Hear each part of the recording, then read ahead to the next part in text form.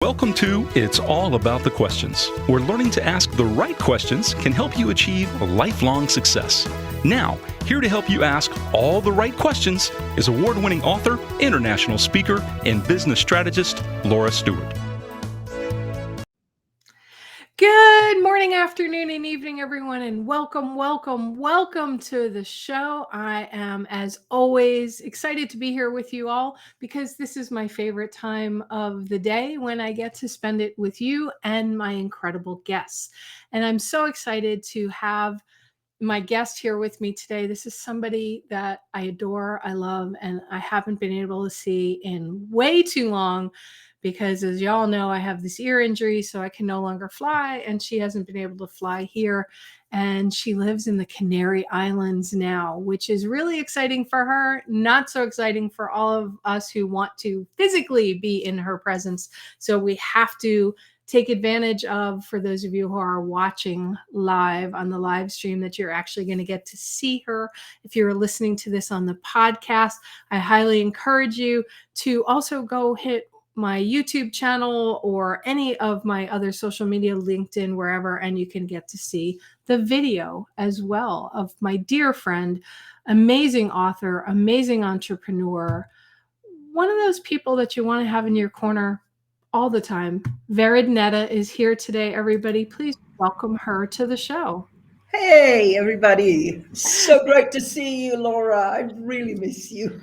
It's so great to see you here. And I realized that I didn't read all this stuff about you because, like, I've known you forever, right?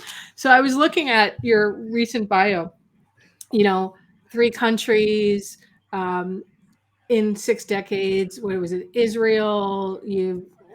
Then you lived in Amsterdam, right? Or just outside of Amsterdam. And now you're in the Canary Islands. You speak multiple languages. When you first moved, you didn't even speak the language really of where you were going. You started this amazing training company teaching entrepreneurial stuff. You've written books on financial independence for women, which, by the way, everybody needs to get. Amazing book. And hopefully you have a physical copy of your original one, because I had to dispose of it due to a mold issue. And I hate the fact I lost my autographed copy. But I mean, I'll send you one. Oh. Thank you. Because I have the Kindle versions, but it's not the same, It's not. And now you've launched into a whole nother career, Vered. Now you're screenwriting, you're writing fiction books in addition to the nonfiction books. And I love your most recent book, Things We Do for That's the Love. physical one. Yeah, there she's got the physical one. Yeah, that's the physical one. And I've got the send you Kindle that one also. Yeah, I'll send you so you have a physical one. Thank you.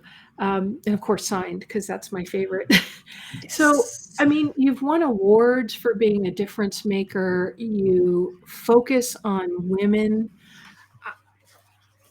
Part of me wants to say, how do you do it all, Vered? But I know that's not what it's about, right? So for you, what is it about this passion project, this passion that you have for life? Well, I really believe that when we're born, there is a reason for it. There is a purpose for it. And the purpose is not to waste your life. It's to discover, how far you can go. And I also believe, personally for me, that it's about making a difference. Now, how big is the difference? It's up to you what you define a difference, and I will never try to impose on people my views on what makes a difference, whether it's just raising children and making a difference in their lives, or whether it's in your community, or whether it's in your business, or whether it's worldwide or global wise. It all depends on who you are as a person and what your heart tells you to do. And for me, I never started with an idea of, oh, I want to make a difference in this or in that. I just went along with life. And so what it brings, and I wanted to give as much as I can, because I always believe the more you give, the more you get. Mm. And that was for me the main thing, whatever I did, because I mean, I always joke that I had probably 4 past lives in this lifetime, you Oh, wow. know. Yeah, yeah. I mean, I was an archaeologist, and I was teaching in university, and then I was working as a manager in high-tech companies in Israel and in health institutes. And then I turned to be a trainer and a personal coach. And we built that company that you know about. And now I'm like in my fourth kind of life, which is as an author and a script writer. And each one of them, my thing was that, okay, how do I use my talents or what I'm good at in order to create as much difference as possible, to impact as many people as possible, as much as I can, you know. So that's where my passion comes in. And do I have it every single day? Absolutely not. I mean, I do have days where I'm like, oh, just wasn't it bad? You know, I don't want to change the world, and it's all about changing the world, because I really think, in a way, even today, the world is okay. But it doesn't need us to change it. But it's what is it that I can bring into the world? That's the main thing for me. I, I love that phrase. What can I bring into this world? That it for I have goosebumps on that one, Vered, because so often, at least for me, and I've heard this from people I coach and from my listeners, they feel like everything they have to do has to be really, really big. So it stops them from sometimes taking a small step like holding a door open for somebody Exactly. or complimenting someone's outfit. I happened to be walking into a Target store one day, and this young girl was walking out with, I'm assuming, her mother, and her skirt was just so pretty, right? And I don't know, I was just looking at her and something said to say, I love your skirt. And she lit up. She just massively lit up and stopped. And then her mother started smiling. And she was like, oh, thank you. That means so much that you told me that. But yet, too often, we think that making a difference has to be world changing versus world changing in that moment for one person.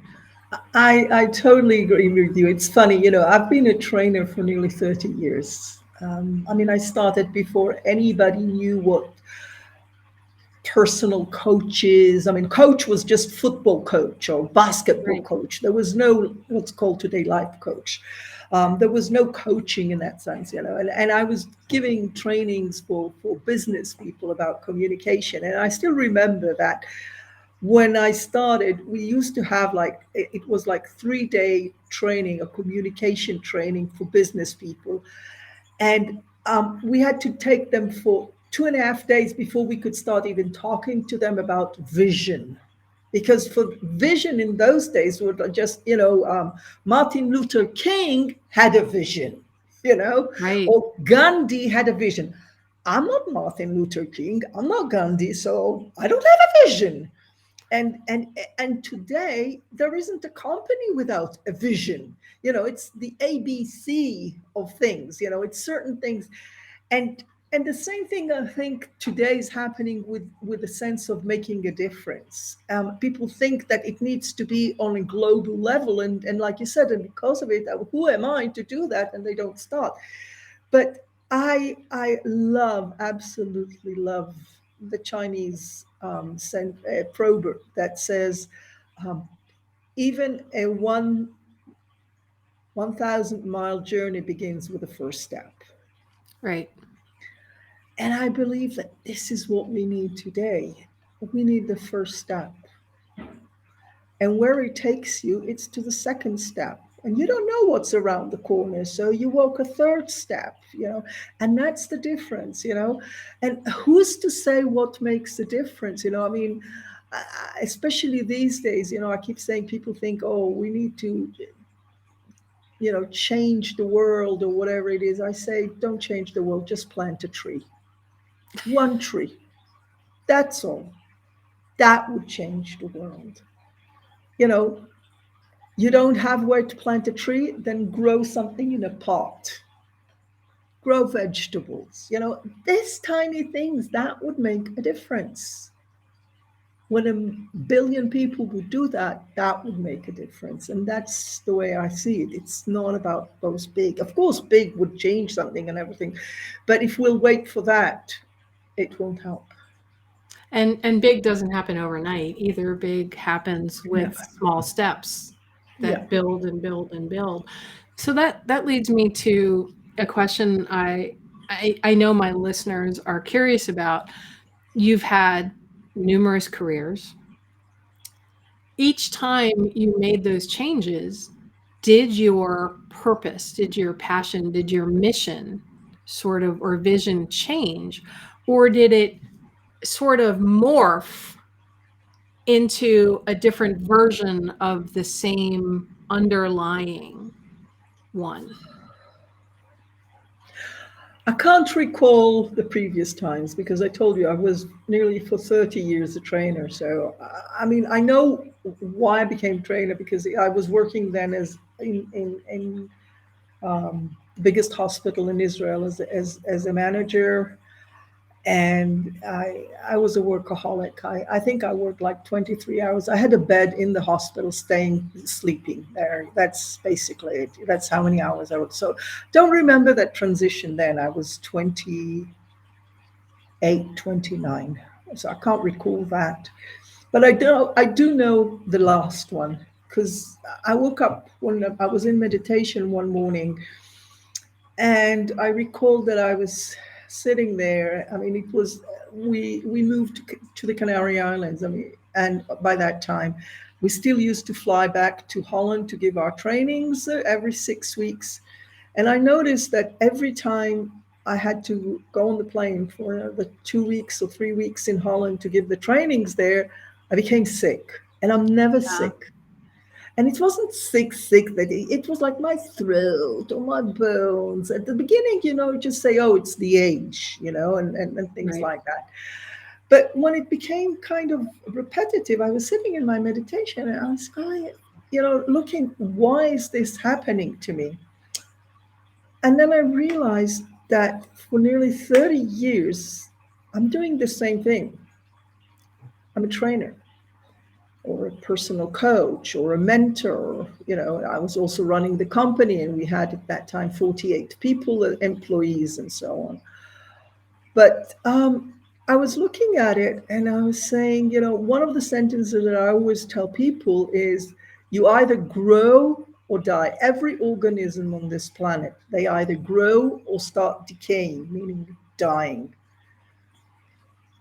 And I noticed that in the last 3-4 years, I wasn't growing. I was doing the same thing. So yes, maybe I was giving different trainings and maybe I was doing new trainings, but it was the same. And I realized I maximized what I can do in that area.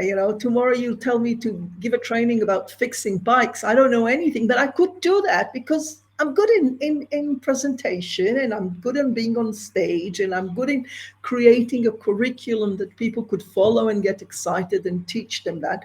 So, but I wasn't being challenged. I didn't stretch myself, I wasn't in a way growing in that sense.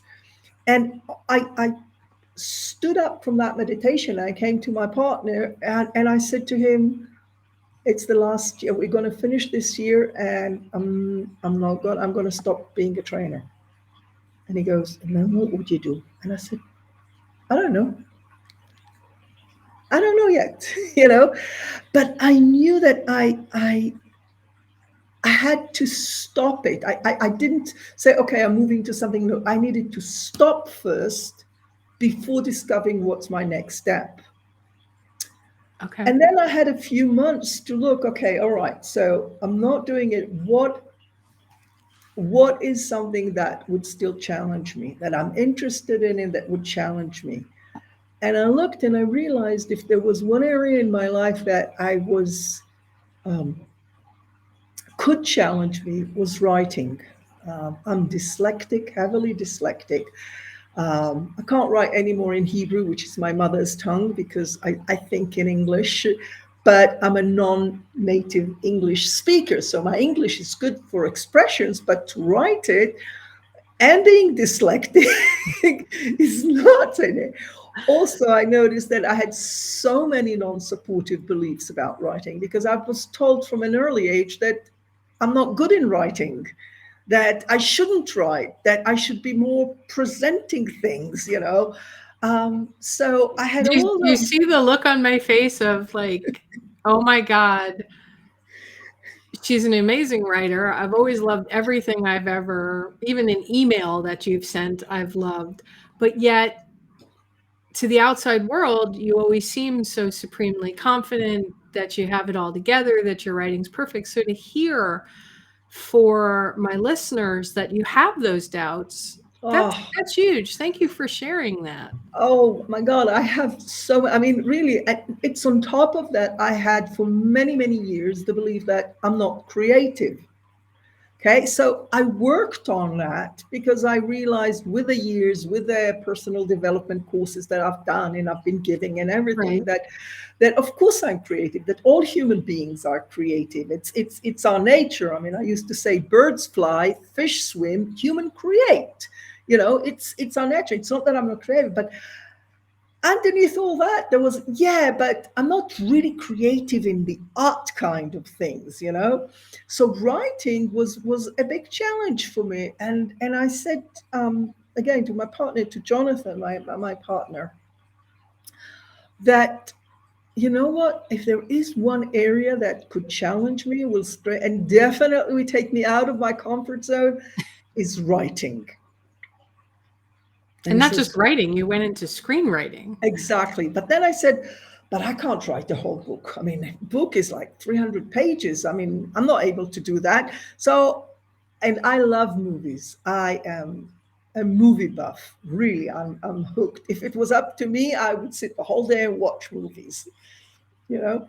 So I said, but I don't get to see as many movies that I like, you know. I don't, it's really hard for me to find movies that I like that has a message. That, I mean, today I know every movie has a message, but those that inspire me, that Right. excites me, that The message you makes want. me, yeah, that makes me want to think, or and gets me emotional and so on. So I said, I want to write these movies, the movies that I want to see.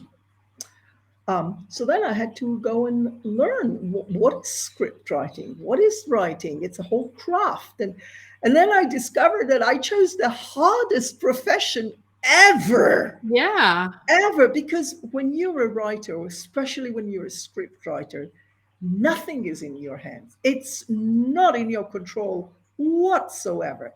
Not only that, you are subjected constantly for feedback and feedback and feedback, and it's never going to end until you say enough. You know, that's it. Until, so it would have to develop your ability to receive feedbacks and choose what to take and what not to take. You have to take into consideration rejections. You have to take in consideration that people will take your work and would want, if you want to see it really published, would want to take a direction that you don't want it or you don't think is right, and you need to know where is the limits of what you're willing to do for it and what not. So it taught me so much in the process, which was much, much more than what I thought at the beginning. Because in the beginning, I only thought, okay, I need to master my fears of writing, or my inability to express myself as good as I express myself presenting on a page, you know. I mean, I still remember I have this teacher's voice in my head that says to me, you know, half of what you know stays in the pencil and not on the page. That's a great metaphor and So, analogy. you know, so I had to really push myself. And even today when I have to sit and write, sometimes it's like I have to squeeze myself in order to complete what I know that I have in my head in order to bring it into life on the page. So, and then when I looked at, okay, what am I going to write on, or what are the topics, I suddenly realized that it's going to be the same things as I did when I was on stage, because when I was on stage, I wanted to inspire people to go for their dreams, get people to fulfill their potential, get people to dare and do and really experience it. Why not do it in a page, in a book? I might reach much more people than being on stage that way. Right. So Okay. so that was the thing. I think I answered the question. You did. And that leads me to, your current book, Yeah. which is a fiction book, Yeah. not a screenplay. Things We Do for Love, Happy Families Are Not All Alike. And it's, in a way, when I read it, I was reading a movie, right? Because I could see the characters, I could see the settings, I could feel the emotions. I could almost hear a soundtrack in the background as I'm reading the book. And that to me means a book is an exceptional book. When you put it down and you leave the room for some reason, you come back and you expect your TV to be on or something because it's so visual in your whole being, what you wrote. Now, what made you shift from that to writing this fiction book that I know it's fiction, but you've also said that, because I know you, right? It's there's a lot of family stuff in there. And most exceptional writers bring elements from their life or experiences they've experienced into it. And there's messaging in this book that you want to make sure people know about. So take me from the screenwriting to writing this highly personal, fictionalized book. So, as you said, I mean, when I decided to, first of all, thanks, because just to hear that you really felt the people and you saw them and you heard the new music track, and that means a lot to me. So I'm really happy to hear that. The story I had in my head when I decided, because I knew immediately that's the first story that I want to write, because at that time, um, my father had a stroke, and me and my two sisters had to take care of him and my mother that was suffering from Alzheimer.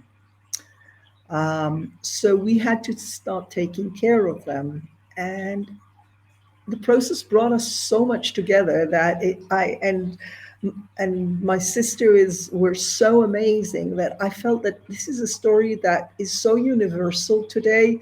I really wanted people to hear what it's all about. So I wrote it first as a script, and then as a script, in order for it to be produced, you have to pitch it.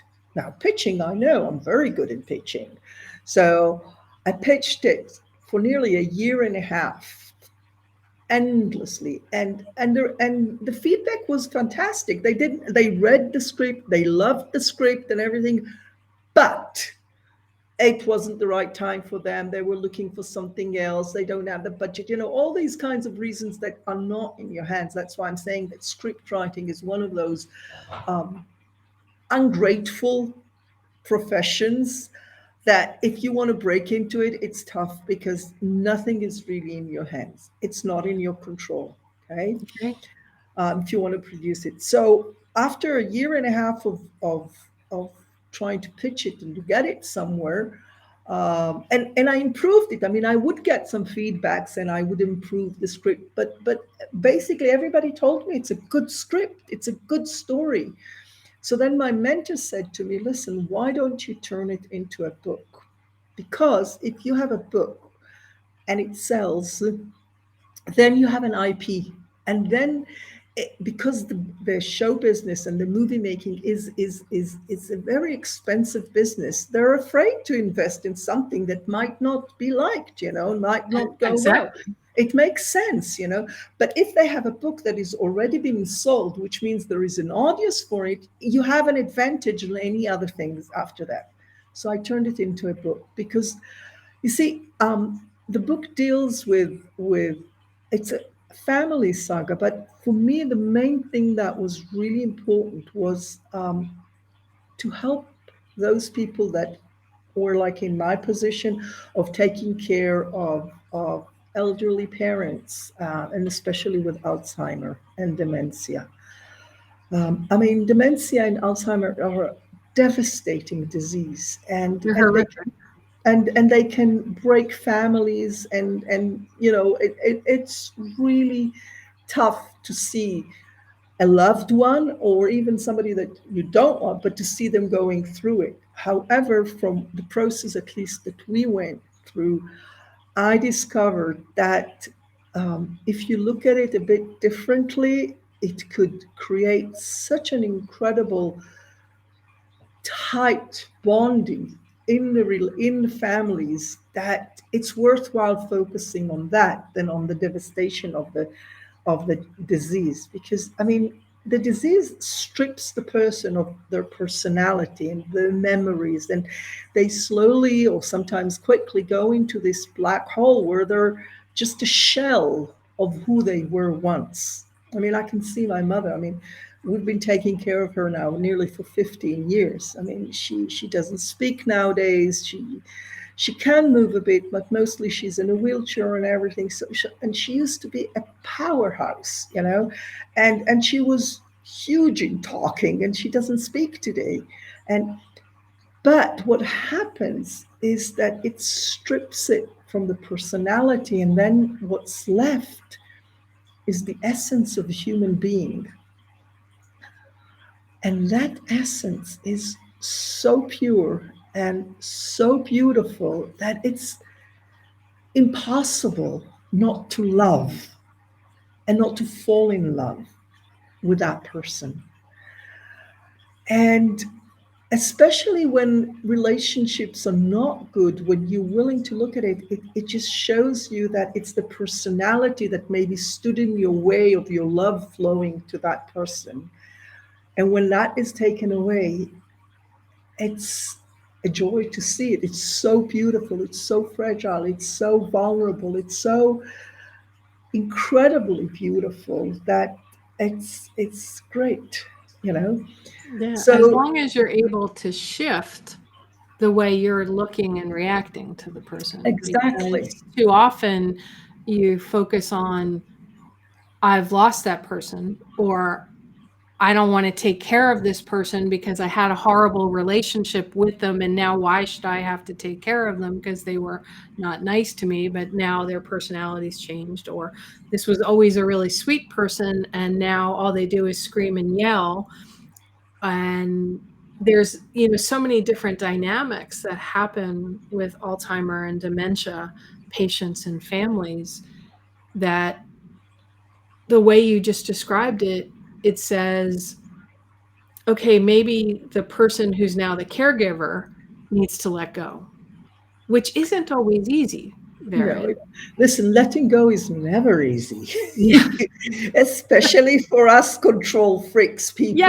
Yes, I will relate to that. Two And hands and two flags up here, it's just that sometimes I think that's the lesson that life wants to teach you.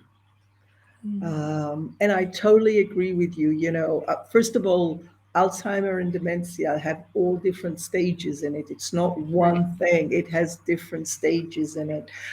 There is the stage where the person is screaming and suspicious and paranoid, and it's tough to be then with that person.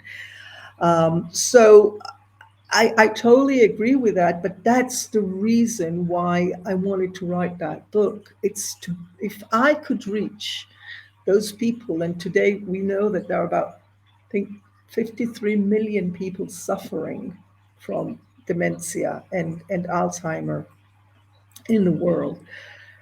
but multiplied by their caregivers, it's huge Right. amount of people. If I could reach even 10% of them, and just to give them this concept or idea that could make their life easier, then I felt that I fulfilled my purpose for this book, you know. Um, I mean, the story is about three sisters that they all have a kind of a strange relationship with each other. When one of them decides at the late age of 45 to get pregnant, suddenly the father gets the stroke and the mother has Alzheimer, and she's left to take care of them, although she hates her mother, and her mother was the reason. Now, it has nothing to do with my relationship with my sisters or my family whatsoever. All right, This is everybody totally got fiction. that. So if your sisters in your family hear that, there is fiction in They're this all book for fiction, you know. dramatic purpose. But the point is that the reason I added it was because I wanted to speak about also motherhood and what is being a mother, and how does motherhood comes, and how challenging motherhood can be, and the concepts that we have about motherhood and what we see. So I've put in a lot of issues into the book together with the Alzheimer, because I think that the Alzheimer is a kind of a trigger to put on all type of relationships in a family, and bring it up into the light in order for you to find a way to solve it, to find your way into it, to come into closure and to forgiveness, because that's actually the topic of this book, about forgiveness. And um, and and that's, I think, is very hard for people. Just as you said, letting go, people think, oh, I forgive him, but forgiveness is not something that you do. It's something that comes up after things were said, after you cleared up the stuff, after you cleared up the issues, after you came into closure with yourself, then forgiveness can come up. It's not a thing that we do, and that's why it's so hard, because people try to work hard on forgiveness, but there's nothing to work on. The only thing they have to do is to clear up the stuff, you know. It's to let go. So it's One of the themes that I felt was an underlying one throughout the book, because you just talked about forgiveness, is forgiving yourself, as well as forgiving others for something. Is that something that for you is easy to do, not easy to do? Do you feel it's important for you? I know for me, I have one of my friends who's constantly like, Laura, you just have to forgive yourself. Just let it go. You're so hard on yourself.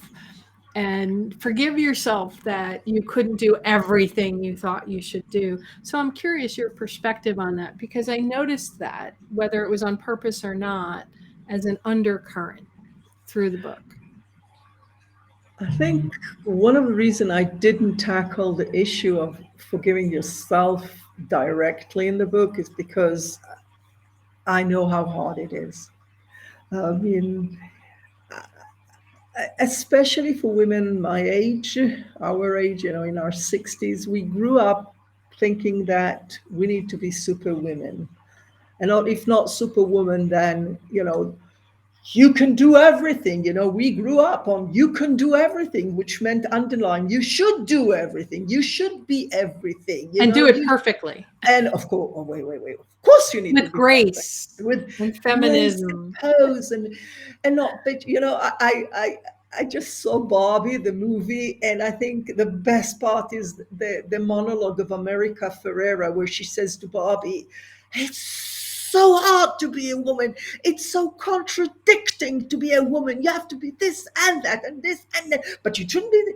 It's a fantastic monologue, and I think that we all we grew up thinking that we should do all of that, and then we're hard on ourselves when we don't do that.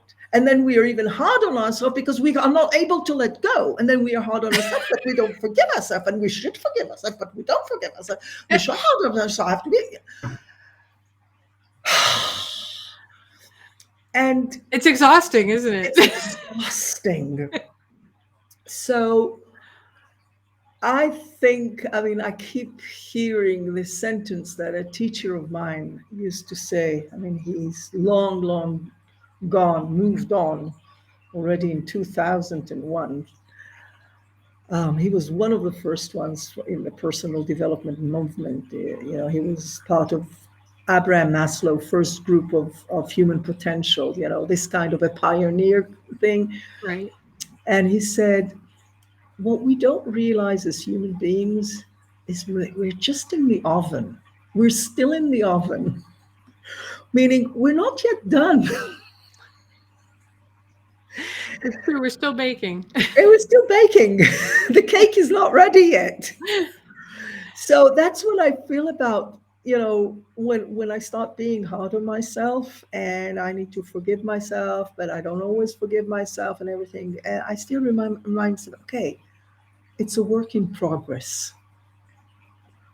You know, so one day I'm relaxed with it, the other I'm hard on it. It's okay. It's one day more than it was before, you know. Um, I I just think that we complicate our life because we tend to complicate it because it makes us feel capable or important. Mm. And when you get to a certain age, you realize that it's not about being important or smart or you know achieving so many things. It's about enjoying life. And when you focus on that, what makes me happy, what makes me joyful, what then it doesn't have to be perfect anymore. And then you can let go of being hard on yourself. And I guess that's when forgiveness comes, and then also forgiving yourself. Forgiving yourself for not being perfect, forgiving yourself for not doing everything right, for being mean, for being cruel, for being sometimes egoistic or selfish or whatever it is, you know. So it's Are there some or questions? even stupid. Oh, I had one of those the other day. Definitely had one of those the other day. Are there some questions that have been a theme throughout your life that seem to help you when you're making changes or when you're feeling stuck or when you feel that fear is all consuming or that you're just not sure what a next step is? Are there some questions that you found are themes through your life that help you? It's funny that you say that. I mean, I'm a more physical person, meaning I feel more, I'm a very kinesthetic person. Okay. So it's just, I feel something I need to do in my body, and then I move, and then I say, okay, why did I do this? What was it? What's the purpose? So my process is a bit different. It's not that I first think of a question and then I move towards it. I first move with something, something pushes me inside of me. But in 2017, that's when I started writing this book, or the script, let's put it this way. My father passed away. And since then, I think there is a question that when I'm at a crossroad or when I'm doubting things, I ask, we call it WWDD, which is what would dad do? Um, he Mm. was an amazing man. I mean, we didn't share always the same worldview whatsoever, but he was from the old generation, and I think their values were right. They were disciplined. They had values that were good values. I think about community, about families, about what's right and wrong. And again, I wouldn't. I mean, my father was as far as possible. He was an historian, and he was as far as possible from spiritual stuff or personal development. But I asked myself, what would dad do? And not that I would follow exactly, but a kind of thought of another option to what I see, you know? The other question that I sometimes ask myself is, would that bring pleasure to me? Oh, Would this bring pleasure to me? And not pleasure, it's just, would it make me happy? And especially today where, my daughter is all grown up, we don't have the companies, and it's basically me, myself, and I. Of course, I have a partner and everything, but is that something that would bring joy into my, I think the word is more joy that I'm looking for. Would it bring joy into my life? And that's, for me, a question that leads me into a lot of different direction of decisions that I take. Would it bring joy? too often we make choices that don't bring us joy at some point in time. And that's not saying that everything we do has to bring us joy, because sometimes, you just have to do certain things to get them done. But you can pay a bill that's overdue and still say, well, this brings me joy because it means my power will come on. And that now today I have money in my account to actually pay that bill. So it's as I I was think listening, it's a mindset shift of what does joy mean to you almost. exactly. I think, I wrote "Happy families are not all alike" because it's a paraphrase of Tolstoy. Tolstoy, the first sentence of Anna Karenina, he writes, "All happy families are alike. All tragic families, each one is different in its own way." And I always thought that sounds happy families as boring families, and it's not true. And all happy families are not alike because each one has a different definition of what is happiness. And the same thing is with joy. It's how you define joy. How do you find happiness? And for me, happiness or joy was never walking down the street with this big smile on your face. It doesn't have to be. But it's exactly as you said. It's sometimes you find the joy in digging shit. you Right. know I mean, I still remember my mom. I was always an optimistic person, always optimistic. And my mom was a very criticizing person, very judgmental person. I mean, nothing we did was right. I would come back with I got on my exam 99, and she would say, "And what happened to the last point? Where did you lose it?" That would be the first sentence. So very judgmental and everything. But she used to appreciate the fact that I was so optimistic. And she said, "You're just like that person in the digging shit. And people are saying, 'What are you doing there?' And he says, 'There must be a pony down there.'" You know, That's great. so I really think that in that sense, it's if you look at things, and even if it's hard, even if it's tough, but you look at, okay, how does it make me a bigger person? You find a joy in that. Mm, I you love know that. it's and that's what joy for me is. It's that you live a life which is meaningful, that has a purpose, that you are aware of what you're doing, that you are aware of yourself, of the people around you, of nature, whatever it is. I mean, I find joy today just simply sitting outside and playing with my dog. That's joy. Or walking up the mountain. That's a joy. And sometimes I can hardly breathe and it's tough and my muscles and my knees are cracking up. But it's a joy because I stretched myself. And that's for me joy. That's the main thing. I love that. Now, taking that idea of finding joy in something, going back to something you said earlier about you were trying to write this script, you pitched it, it ended up becoming this book, Things We Do for Love. That setback of this script is not going anywhere, nobody's doing it, can set somebody back to the point where they can't even move forward. So they're just saying to themselves, forget this. It's never going to work. I'm a failure. I'm no good at anything. So just forget it. and then they go take a job at McDonald's, or they don't do anything and they go into a depression. How did you move your mindset from this setback? Because we're not going to say a failure, it was a setback. It morphed into something different than what you originally envisioned, but somehow you went with how you were being guided. Okay, there, the doors keep closing on this. Where's the window somewhere that will allow me to get the story out? So, how did you find some piece of joy that enabled you, going back to even where we first started the conversation, to take that one step to make a difference? So here's the thing. When I hold this book in my hand, where is it? Here it is. When I hold it in my hand, God, this mirror thing scares me.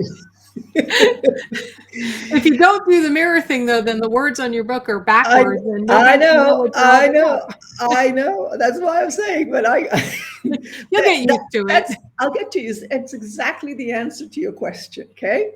So Mhm. when I hold it, I really feel this is my baby. Because remember, when I started, I wanted to write, and I said I couldn't write a whole book. That's why I thought script is easier. You know, later on, I discovered the script writing is much, much harder than writing a novel. Because in script writing, you have to think all the time visual. It's all the time in the present. It's you need to limit everything. Yeah, you cannot write thoughts, you cannot write feelings. All this needs to be translated in something of action, of doing. It's the hardest type of writing there is. Okay. Okay. But that's my curve of learning, that today I'm able to see that, that I jumped into the deep end of the pool of something that I thought I never knew, because ignorance is a bliss, and I didn't know that I'm going to jump into something that is harder than writing a book. Okay. Okay.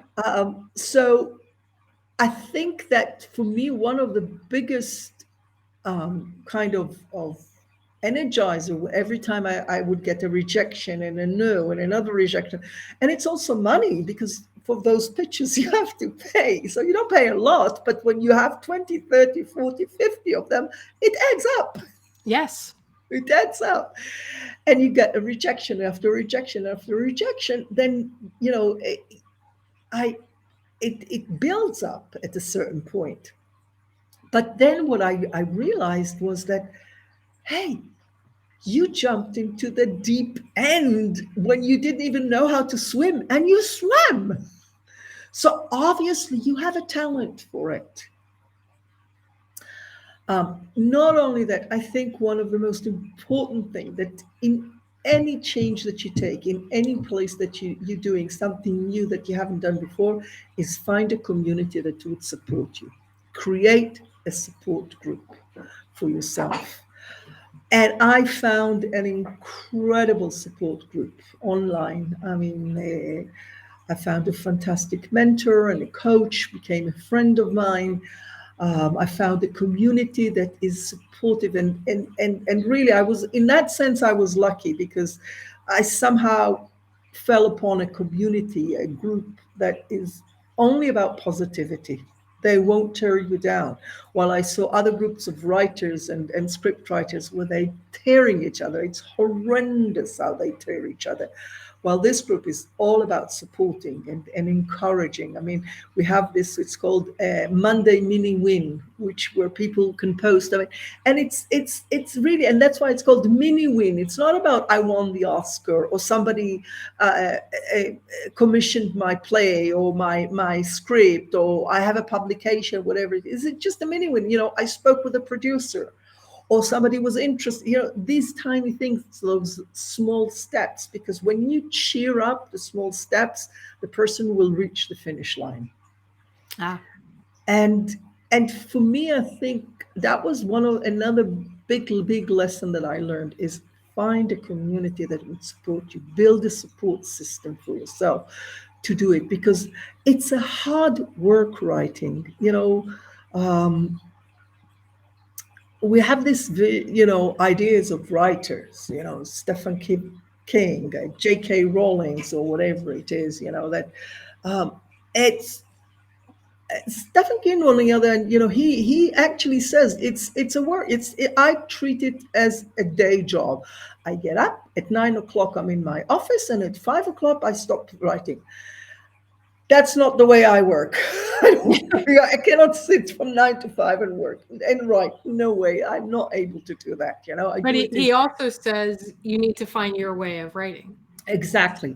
So it's about, finding a balance where it would fit you. I do it in bursts. Not only that, I'm what's called a plotter. I first have to have the plot all built up, all the blueprint of the book or the script or the whole structure, bit by bit, what it's going to be. And only then I can sit and write and everything. So I'm a more structural thing. I mean, again, maybe the day that I would let go finally of my non-supportive belief that I'm not creative, maybe I could just be a pantser, do it pantsing by their seat, But I'm not able to do that. I need really first to have everything cleared up. And there is nothing wrong with that, Vered. Okay? No, it's not. I actually today I think that the more you have your plot clear and the structure clear, the better the story will be. I think the only reason that this book or this script was, as you said, that it's so clear for people and they can feel it, is because I worked with my coach and mentor on the plot of it and made it as clear as possible and allowed it to show up through it, and made it clear what's my concept, what's my idea, who are the characters, who is the main, all that kind of stuff that goes into writing, that you need to have it clear before you sit and write. Now, back to the question, what made me keep on looking for more is that I remembered why I was going into it. My purpose was I wanted to stretch myself. I wanted to learn. I wanted to grow. And each rejection and each no that I got, I was saying to myself, every no you get gets you closer to a yes. And because it's a number thing. And the fact that I'm unknown and nobody knows me and I'm not in Hollywood or in London or whatever it is, just makes things even harder. But after a year and a half, and I said, I want some kind of a relief for it. And that's why I said, when my mentor suggested write a book and she gave me the reason behind it, it sounded logical for me. And I said, okay, let's try it that way also, So it's an ongoing thing where the main thing is, what was my purpose? What's my purpose for doing it? And I think it's also a question, it's a question that I ask myself when you ask me what are the questions that you have. For me, what's the purpose of it is a very important question that I have to myself for things that I do. I love what's the that. Purpose? Why are you doing it? What's the purpose for it? Bring it all back to that. Adding in, does it bring me joy?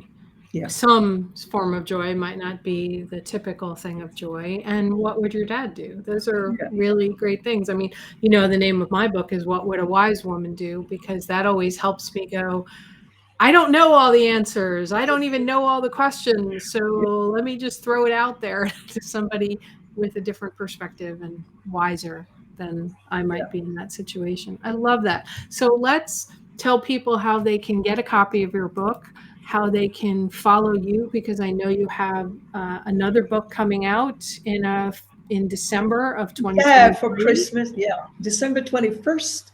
My next book is coming, but this book you can get both on Amazon. It's called Things We Do for Love. Where is it? Here, Things We Do for Love by Vered Neta. Please remember Vered Neta, because there is a title which is close by Kristen Hanna, something like that. But this is Things We Do for Love by Vered Neta.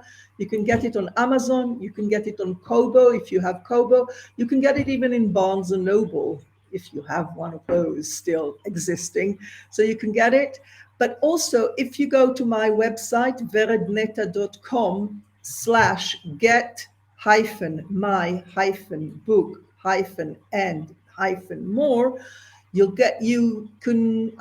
I will send you, if you register there, I will send you also 2 short stories of mine that would be coming out in an anthology of short stories about families next year. So you get them a sneak peek to them. So you get them, and you can buy the book on Amazon, of course. So yeah, that's how you can follow me. You join then my mailing list. I'll keep you updated. My next book is coming on the 21st of December, and it's about something totally different. It's called Full Circle. And actually, I started writing it during the first lockdown, or no, not the lockdown. Yeah, I started writing it in the first lockdown and again, it started as a script as a result and then it was a Black Lives Matters, and I wanted the story about freedom and fights and rights and so on. And after many changes, and especially after the war between Russia and Ukraine started, I realized that my main story is going to take place in 1968 in Prague, when Czechoslovakia was invaded by the Russians, again, because they wanted freedom and they wanted to make their own democracy and the way they wanted to live their life, and Russia invaded them. So the story is about a young medical student that was her biggest dream was to become a doctor. And when the demonstration started, she became active. And during the invasion, accidentally, she killed a soldier. And Okay, then she had don't share anymore. They need to. she had They to need run to get away. that book when it comes out in December. Exactly. So she had to run away, and so it's the main question there is, what is more important, fighting for your ideals or staying alive? Or It's always a good question, right? That we all need to think about. exactly, and for me today, it's even more crucial, because what is happening today in Israel is that really for nearly 39 weeks now, people every Saturday go out into the streets to fight for democracy, because the government is trying to turn it into a dictatorship, and things are tough. And so I think it's a question that is a good question today for everybody, on what is freedom, what are ideals, and what is more important. So yeah, so that's the story. Yeah. And even your book that we've talked a lot about today, Things We Do for Love, is about freedom in its own way, because people who have Alzheimer's they get freedom in a completely different way. Their past is gone, and they're in a different place where they aren't necessarily free. But I encourage everybody to get your book, Vered, anywhere books are sold, and to sign up on your list. And for those that are listening on podcast or are watching online, I will be posting the link, so you don't have to worry if you didn't write it down or you're concerned about spelling. The link will be there for you to click off of to get over to Vered's site or to pick up a copy of the book. So I will make sure that happens, Vered, because your book is really good, and I think it's important out there. And it's just a wonderful, incredible story. So I hope what happens for you is what happened to the book The Martian, and even 50 Shades of Grey, and so many other books that got self-published that all of a sudden became massive sellers and got picked up and became incredible movies. Although 50 Shades of Grey movie, not so great, but The Martian with Matt Damon, unbelievable movie. Unbelievable. So I hope that happens for you with this book. I hope so too. I really have. And again, thank you so much, Laura. I always love talking to you. I think your questions are so deep, and they reach really to the heart of issues. My wish is really that this book, Things We Do for Love, And I'll hold it up to make it easier for you. that Things We Do for Love You really got it. will Perfect. will reach the hands of those people that are having to deal with with taking care of Alzheimer people and bring them some light and some comfort into their challenging lives. I really hope to bring some peace and tranquility to them with that message. I love So that. Thank you so much for being here with me thank you. today. I'm so Thank you. grateful, and I Thank love you, your book. darling. Right. Thank you, darling. So, everybody, today was a story about moving forward, step backs, love, passion, finding ways through your fear or the stories you tell yourselves. I would love to know what came up for you. Post on social media, send me an email, laura@laurastewart.com. Let me know, let Vered know what you think about what she had to say today. Because at the end of the day, the right questions can change your life. So, what are you asking today? Have a great day, everyone. You've been listening to It's All About the Questions, starring Laura Stewart. Connect with Laura at it'sallaboutthequestions.com and download a free workbook that will help you ask better questions starting today.